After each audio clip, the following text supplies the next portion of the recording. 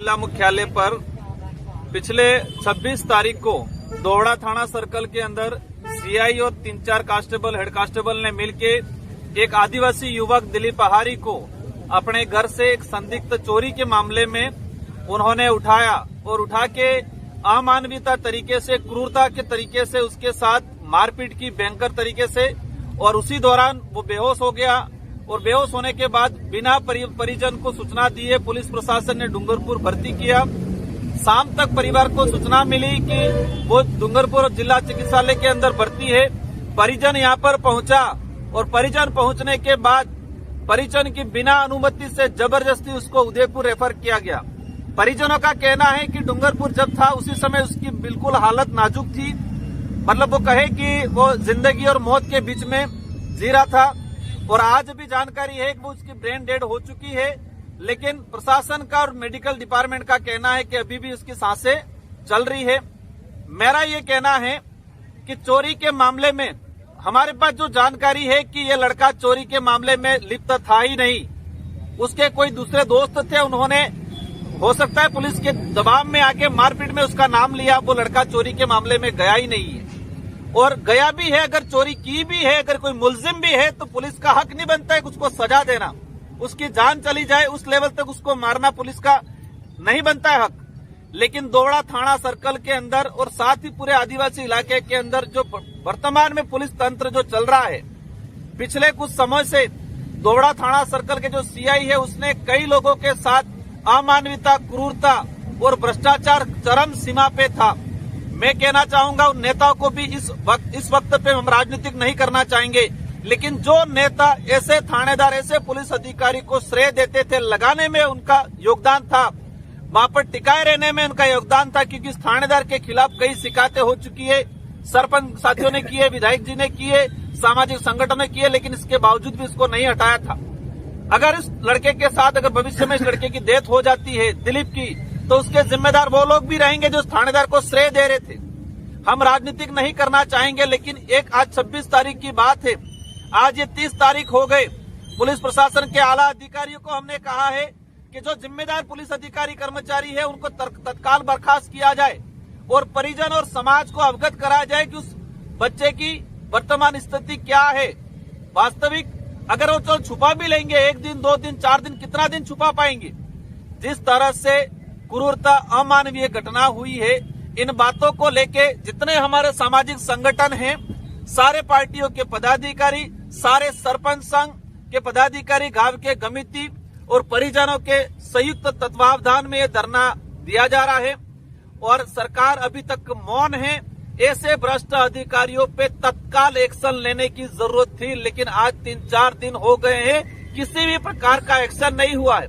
पहले कई उदाहरण ऐसे हैं, पुलिसकर्मी को फटाफट लाइन आ जाए, तत्काल बर्खास्त या निलंबित किया जाता है।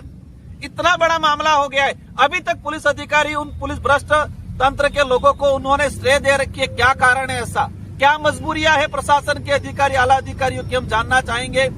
ये शांतिपूर्वक तरीके से धरना दिया जा रहा है कल से। इससे पहले भी हमारे सरपंच संघ के साथी और विधायक जी ने दोवड़ा थाने पे धरना दिया था।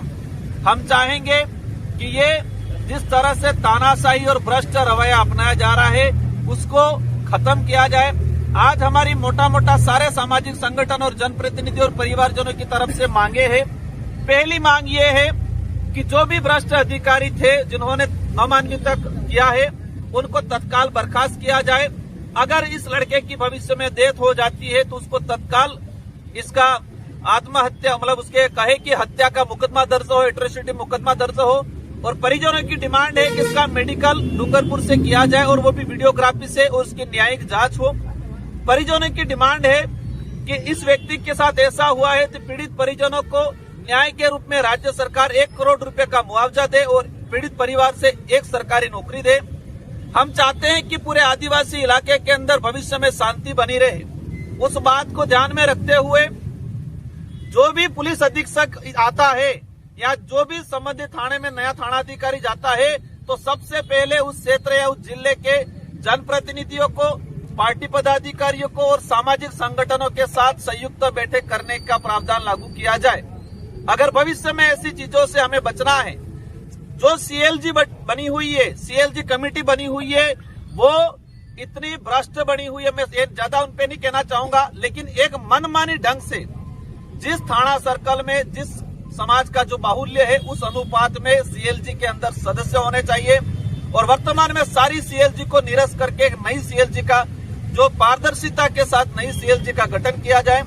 हम चाहेंगे कि आदिवासी इलाके के अंदर जितने जो थाने हैं, अभी सुप्रीम कोर्ट ने स्वयं ने संज्ञान लिया कि राजस्थान के अंदर पुलिस कस्टडी में सबसे अधिक देते हुए और राजस्थान की भी बात करें जिसमें आदिवासी बाहुल्य क्षेत्र एक नंबर पे है, तो भविष्य में हम चाहेंगे कि सारे थानों पे सीसीटीवी कैमरे लगे और उसकी एलईडी जो प्रतीक्षालय है जहाँ परिजन या परिवादी आके बैठता है वहां पर सार्वजनिक किया जाए, ताकि जो क्रूरतावादी जो चल रहा है। और हम चाहेंगे, एसपी साहब ने एक अभियान चलाया था, संस्कार अभियान, हमने भी स्वागत किया था। हम भी चाहते इस इलाके के अंदर असामाजिक तत्व है ऐसे लोगों का कानूनी कार्रवाई हो, लेकिन अब सख्त जरूरत है। इस घटना के बाद हमें लगा है कि पुलिस आला अधिकारियों को ये उत्पीड़न और क्रूर और भ्रष्ट पुलिस तंत्र को सुधारने के लिए ईमानदारी और मानवीयता वाली पुलिसिंग अभियान चलाने की जरूरत है। पुलिस प्रशासन के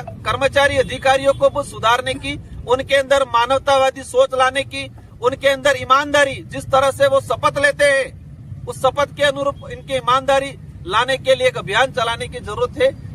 इस आदिवासी इलाके के अंदर आज देख रहे हैं, कल शाम से आदिवासी जितने थानेदार हैं, अधिकारी फोन कर रहे हैं हमको कि एमपी साहब कहाँ हो, मामले को शांत करना है।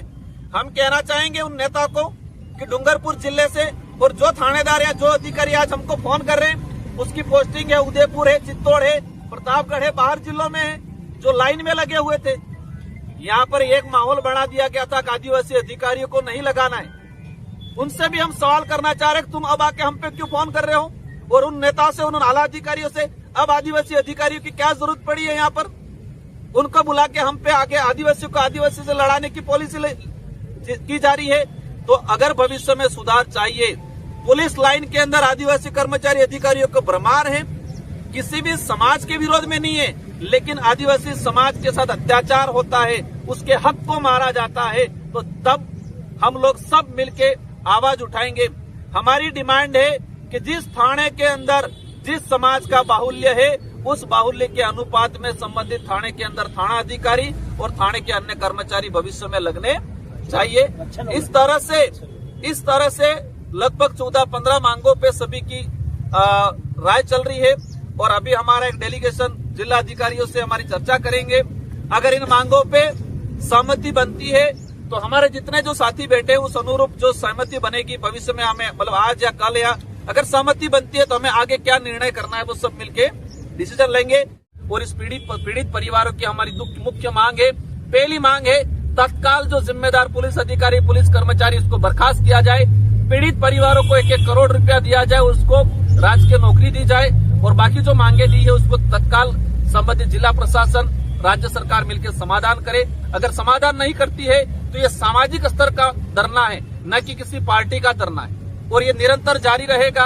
और डूंगरपुर जिले के अंदर जिस तरह से पुलिस के प्रति आम जनता में आक्रोश है, वो ये जनप्रतिनिधि हम सब मिलकर संभाल रहे परसों से, बाकी लोगों में इतना आक्रोश है, इतनी नफरत है, और नफरत और आक्रोश इस वजह से है कि पुलिस ने ऐसा काम किया है, हर एक आम आदमी को परेशान करने का काम किया है, लूटने का काम किया है, मारने का काम किया है, और उसी का रिएक्शन हो रहा है, ये देख रहे हैं। लेकिन ये सारे जिम्मेदार जनप्रतिनिधि आज इस मामले को संभाले हुए हैं। हम भी चाहते हैं शांतिपूर्वक तरीके से, और आपके चैनल के माध्यम से भी हम अपील करना चाहेंगे आम जनता को भी कि हमें शांतिपूर्वक तरीके से हमारे न्याय की लड़ाई लड़नी है। कोई भी उपद्रव करता है किसी जगह तो वहाँ हम इनको मदद नहीं करेंगे, और हम अपील भी करेंगे हमें शांतिपूर्वक तरीके से इस न्याय की लड़ाई को लड़ना है। अगर आज नहीं होता है, कल नहीं होता है, तो भविष्य में 1 लाख लोग इकट्ठे करने पड़ेंगे। पूरे जिले के 17 लाख पॉपुलेशन है, 17 लाख में से 7 लाख करना पड़ेंगे, करेंगे, लेकिन पीड़ित परिवार को न्याय दिलाएंगे।